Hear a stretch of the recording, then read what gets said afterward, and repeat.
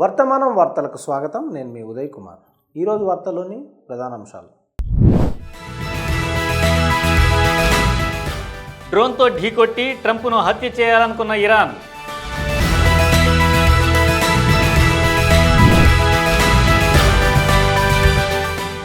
గాజాలో 66 మంది పాలస్తీనియన్లు చంపిన ఇజ్రాయెల్.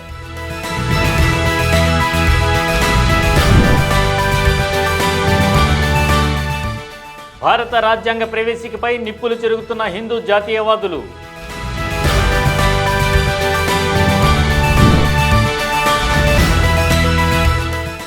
వడదొర వంతెన కూలిన ఘటనలో 18కి చేరిన మృతుల సంఖ్య.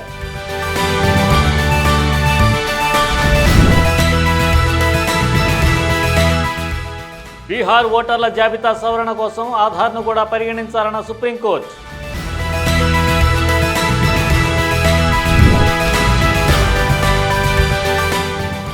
కన్న తండ్రి చేతిలో హత్యకు గురైన టెన్నిస్ క్రీడాకారిణి. అమెరికా అధ్యక్షుడు డొనాల్డ్ ట్రంప్ ఫ్లోరిడాలోని తన ఇంట్లో సన్బాత్ చేస్తున్నప్పుడు డ్రోన్తో దాడి చేసి చంపాలనుకున్నామని ఇరాన్ సుప్రీం లీడర్ మాజీ సలహాదారుడు పేర్కొన్నాడు. ఇటీవల ఇరాన్, ఇజ్రాయెల్ మధ్య యుద్ధం కారణంగా ఉద్రిక్తత చోటు చేసుకున్న విషయం తెలిసిందే. ఇదే సమయంలో ఇరాన్ అణు కేంద్రాలపై అమెరికా సైన్యం కూడా పెద్ద ఎత్తున దాడులు చేసింది. దీంతో ఇరు దేశాల మధ్య ఉద్రిక్తతలు తీవ్రమయ్యాయి. ఈ నేపథ్యంలో తమపై దాడులకు ట్రంప్, అమెరికా మూల్యం చెల్లించుకోక తప్పదని ఇరాన్ హెచ్చరించింది. తాజాగా Iran supreme leader Ayatollah Khamenei సలహాదారు జావద్ లారిజానీ ఓ కార్యక్రమంలో మాట్లాడుతూ అమెరికా అధ్యక్షుడు డొనాల్డ్ ట్రంప్కు ఇకపై ఆయన ఫ్లోరిడా నివాసం కూడా ఆయనకు సురక్షితం కాదు. మారియా లాగో రిసార్ట్లో అధ్యక్షుడు సన్బాత్ చేస్తున్న సమయంలో ఒక డ్రోన్ ఆయన్ను ఢీకొట్టవచ్చని హెచ్చరించారు. ఇది చాలా సులభమైన పని అని వ్యాఖ్యానించారు. కాగా 2020లో Iranian top general Qasem Soleimani హత్యలో ట్రంప్ పాత్ర ఉందని ఆరోపిస్తూ ఆయన హెచ్చరికలు జారీ చేశారు. స్థానిక మీడియాలో ఆయన వ్యాఖ్యలు ప్రసారమయ్యాయి. దీంతో ఆయన వ్యాఖ్యలు సంచలనంగా మారాయి. ఇదిలా ఉండగా తనకు వచ్చిన బెదిరింపులపై ట్రంప్ సెటైరికల్గా స్పందించారు. దీనికి సంబంధించి పీటర్ డూసీ అనే విలేకరి ట్రంప్ను ఉద్దేశించి, మీరు చివరిసారిగా సన్బాత్కు ఎప్పుడు వెళ్లారని అడగగా, చాలా కాలం అయింది, నాకు తెలియదు, బహుశా నేను 7 లేదా అంతకంటే ఎక్కువ వయసులో ఉండవచ్చు, నేను రెగ్యులర్గా సన్బాత్ చేయను, సన్బాత్ తనకు అంతగా ఇష్టం ఉండదని చెబుతూ నవ్వుకుంటూ వెళ్ళిపోయారు. దీనికి సంబంధించిన వీడియో సోషల్ మీడియాలో చక్కర్లు కొడుతోంది. కాగా ఈ వారం నార్వేలో అమెరికా, ఇరాన్ తమ చర్చలను తిరిగి ప్రారంభిస్తాయి.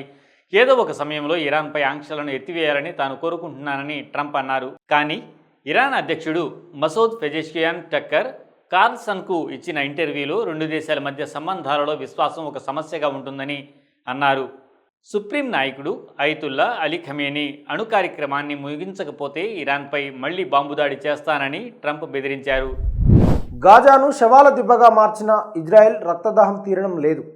ఆ దేశం పదే పదే పాలస్తీనియన్ల ప్రాణాలను పొట్టన పెట్టుకుంటూనే ఉంది. తాజాగా పాలస్తీనా ఎన్క్లేవ్పై ఇజ్రాయెల్ జరిపిన దాడుల్లో 66 మంది మరణించారు. చనిపోయిన వారిలో హెల్త్ క్లినిక్ వెలుపల పోషకాహార సప్లిమెంట్ల కోసం క్యూలో నిలబడిన 8 మంది పిల్లలు కూడా ఉన్నారని తెలిపింది. ఐక్యరాజ్యసమితి పిల్లల సంస్థ ప్రకారం మరణించిన వారిలో 1 సంవత్సరం వయసు గల బాలుడు కూడా ఉన్నాడు.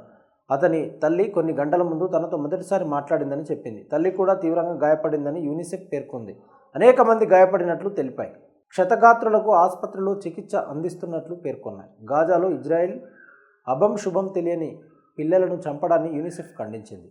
ఇజ్రాయెల్ హమాస్ మధ్య యుద్ధం అక్టోబర్ 2023లో ప్రారంభమైన విషయం తెలిసిందే. 21 నెలలుగా సాగుతున్న ఈ యుద్ధాన్ని ముగించేలా అమెరికా అధ్యక్షుడు డొనాల్డ్ ట్రంప్ తీవ్రంగా ప్రయత్నిస్తున్నారు.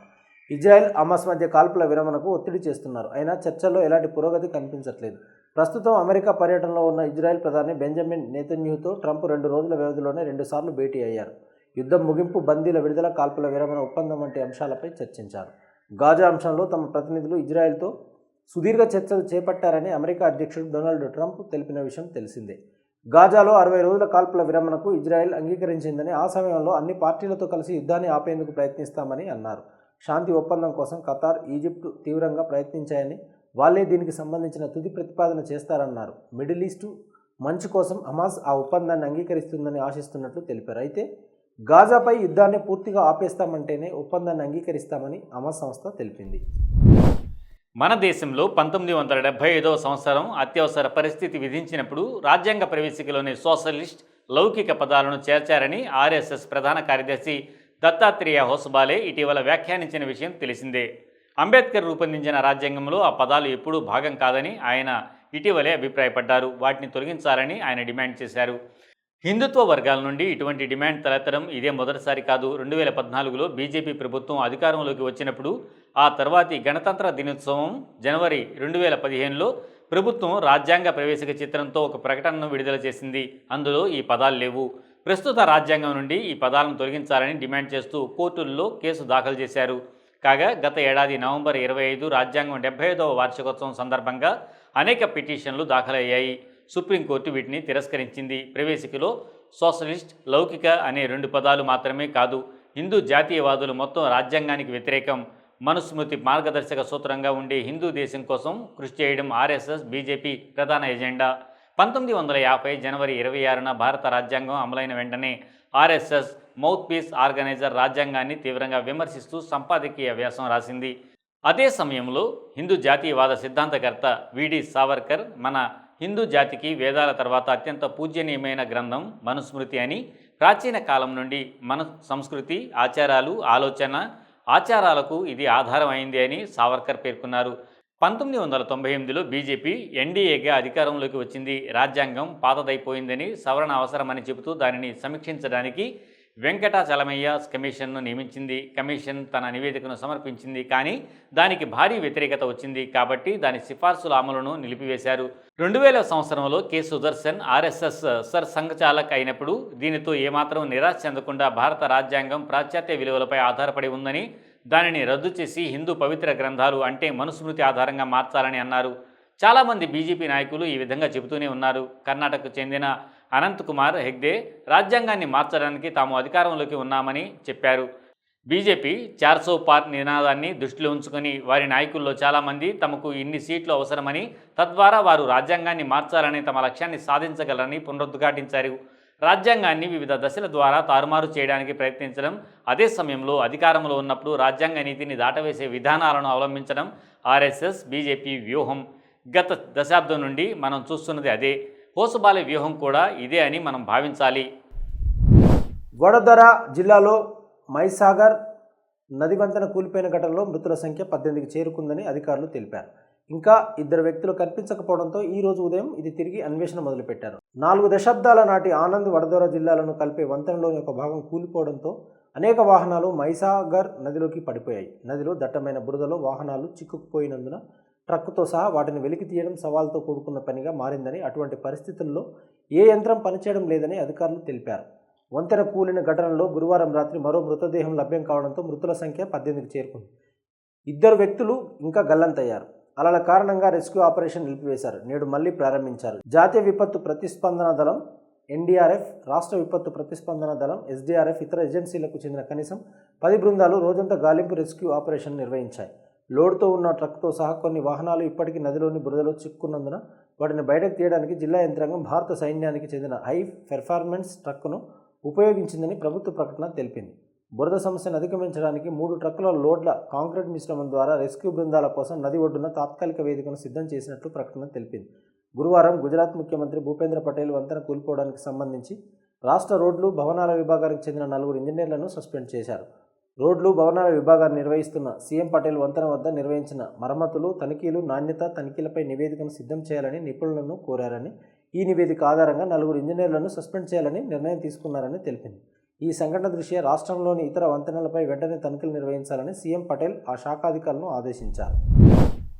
బీహార్లో కొనసాగుతున్న ఓటర్ల జాబితాల ప్రత్యేక ఇంటెన్సివ్ సవరణలో ఆధార్ కార్డులు, ఓటర్ ఐడి కార్డు, రేషన్ కార్డులను ఆమోదయోగ్యమైన పత్రాలుగా పరిగణించాలని సుప్రీంకోర్టు భారత ఎన్నికల సంఘానికి సూచించింది. జూన్ 24న ఈసీ ఇచ్చిన ఉత్తర్వును సవాలు చేస్తూ దాఖలైన పిటిషన్లను విచారిస్తూ జస్టిస్ సుధాంశు ధులియా, జస్టిస్ జోయ్ మల్యా బాగ్చీలతో కూడిన ధర్మాసనం ఆధార్, ఓటర్ ఐడి కార్డులను మినహాయించి పౌరసత్వాన్ని నిరూపించడానికి 11 నిర్దిష్ట పత్రాలను జాబితా చేసింది. జూన్ 24న వచ్చిన జాబితా వివరణాత్మకమైనది, సమగ్రమైనది కాదని ఈసీ సమర్పించిన విషయాన్ని కోర్టు నమోదు చేసింది. కాబట్టి మా ప్రాథమిక దృష్టిలో న్యాయం కోసం ఎన్నికల సంఘం ఆధార్ కార్డు, ఎన్నికల కమిషన్ జారీ చేసిన ఎలక్టోరల్ ఫోటో గుర్తింపు కార్డు, రేషన్ కార్డును కూడా పరిగణలోకి తీసుకుంటుంది అని బెంచ్ తన ఉత్తర్వులో పేర్కొంది. అయితే ఇది తప్పనిసరి ఆదేశం కాదని కోర్టు స్పష్టం చేసింది. తగిన హేతు పద్ధతితో పత్రాలను అంగీకరించడానికి లేదా తిరస్కరించడానికి ఈసీ విచక్షణాధికారాన్ని కలిగి ఉంది. ఆధార్ను విస్మరించడానికి మీకు తగు కారణం ఉంటే మీరు అలా చేయండి, అయితే అందుకు గల కారణాలు వెల్లడించాలని జస్టిస్ దులియా వ్యాఖ్యానించారు. జూలై 28న తదుపరి విచారణ జరగనుంది. జూలై 21 నాటికి ఈసీ తన కౌంటర్ అఫిడవిట్ దాఖలు చేయాలని ఆదేశించింది. అసోసియేషన్ ఫర్ డెమోక్రటిక్ రిఫార్మ్స్ తరపున సీనియర్ న్యాయవాది గోపాల్ శంకర్ నారాయణ్ ప్రాతినిధ్యం వహించిన పిటిషనర్లు ముసాయిదా ఓటర్ల జాబితా ఆగస్టు 1 వరకు గడువులోపు ఉన్నందున మధ్యంతర స్టే కోసం ఒత్తిడి చేయకూడదని నిర్ణయించుకున్నారు. అలాగే ఈ ప్రక్రియ నిర్వహించడానికి ఈసీకి ఉన్న అధికారం, ఈ సవరణ ప్రక్రియ చెల్లుబాటు, నిర్వహిస్తున్న సమయంపై వివరణ ఇవ్వాలి అని ఆదేశించిన సంగతి తెలిసిందే. దాదాపు 20 ఏళ్ల క్రితం ఓటర్ల జాబితా ప్రక్షాళన జరిగింది. ఈ క్రమంలో మరోసారి సవరణలు చేయాల్సిన అవసరం ఉన్నప్పటికీ ఎన్నికల సంఘం ఎంచుకున్న సమయంపై కొంత వ్యతిరేకత వ్యక్తమవుతుంది. హర్యానాలోని గురుగ్రామ్కు చెందిన టెన్నిస్ క్రీడాకారిణి రాధికా యాదవ్ను ఆమె తండ్రి దీపక్ యాదవ్ కాల్చి చంపారు. కూతురి సంపాదనతో బతుకుతున్నావని గ్రామస్తులు హేళన చేయడం, తన మాట వినకుండా రాధిక టెన్నిస్ అకాడమీ నడుపుతుండడంతో దీపక్ యాదవ్ ఈ దారుణానికి ఒడిగట్టినట్లు పోలీసుల ప్రాథమిక విచారణలో తేలింది. తండ్రి దీపక్ యాదవ్ తన కుమార్తెపై 5 బుల్లెట్లు కాల్చగా 3 బుల్లెట్లు ఆమెను తాకాయి. పోలీసులు ఆ వ్యక్తిని అరెస్టు చేశారు. బుల్లెట్ గాయాలతో ఉన్న ఒక మహిళను ఆసుపత్రికి తీసుకొచ్చినట్లు తమకు ఫోన్ వచ్చిందని పోలీసులు తెలిపారు. తర్వాత పోలీసులు ఆమె ఇంటికి వెళ్లి ఆమె టెన్నిస్ అకాడమీని నడుపుతున్న రాధికా యాదవ్గా గుర్తించారు. పోలీసుల ప్రాథమిక దర్యాప్తులో తన కూతురిని తనే చంపినట్లు అతను అంగీకరించాడు. పోలీసుల విచారణలో దీపక్ మాట్లాడుతూ తన కూతురు భుజానికి గాయం కావడంతో ఆటను వదిలేసి టెన్నిస్ అకాడమీ తెరిచిందని చెప్పాడు. వజీరాబాద్లోని తన గ్రామానికి వెళ్ళినప్పుడల్లా తన కూతురు సంపాదనతో బతుకుతున్నానని, ప్రజలు తనను ఎగతాళి చేసేవారని, ఇది తన గౌరవాన్ని దెబ్బతీసిందని అన్నారు. తన కూతుర్ని అకాడమీని మూసివేయమని చెప్పానని, కానీ ఆమె నిరాకరించిందని, అది తనకు కోపం తెప్పించిందని చెప్పాడు. ఈ మేరకు గ్రౌండ్ ఫ్లోర్లో నివసించే నిందితుడి సోదరుడు పోలీసులకు ఫిర్యాదు చేశాడు. ఉదయం 10 గంటల ప్రాంతంలో నాకు పెద్ద శబ్దం వినిపించింది. నేను మొదటి అంతస్తుకు వెళ్ళినప్పుడు నా మేనకోడలు రాధిక వంటగదిలో పడి ఉండటాన్ని, డ్రాయింగ్ రూమ్లో తుపాకీని చూశాను. నా కొడుకు, నేను ఆమెను ఆసియా మారింగో ఆసుపత్రికి తీసుకెళ్లాం. అక్కడ వైద్యులు ఆమె చనిపోయిందని ప్రకటించారని చెప్పాడు. కాగా పోలీసులు ఆమె తండ్రి ఉపయోగించిన తుపాకీని స్వాధీనం చేసుకున్నారు. ఈ విషయం దర్యాప్తులో ఉంది. రాధిక జాతీయ స్థాయి టెన్నిస్ క్రీడాకారిణి. కానీ కొద్ది కాలం క్రితం జరిగిన టెన్నిస్ పోటీలో పాల్గొన్న రాధికా యాదవ్కు తీవ్ర గాయం కావడంతో ఆటకు దూరం కావాల్సి వచ్చింది. కొంతకాలం టెన్నిస్కు దూరం కావడంతో మానసికంగా కృంగిపోయింది. అయితే తనలాగా టెన్నిస్లో రాణించాలనుకునే వారిని ప్రోత్సహించేందుకు టెన్నిస్ అకాడమీని ప్రారంభించింది. అనతి కాలంలో తన కోచింగ్తో రాధికా యాదవ్ పేరు ప్రఖ్యాతులు సంపాదించింది. తండ్రికి కూడా చేదోడు వాదోడుగా నిలిచింది.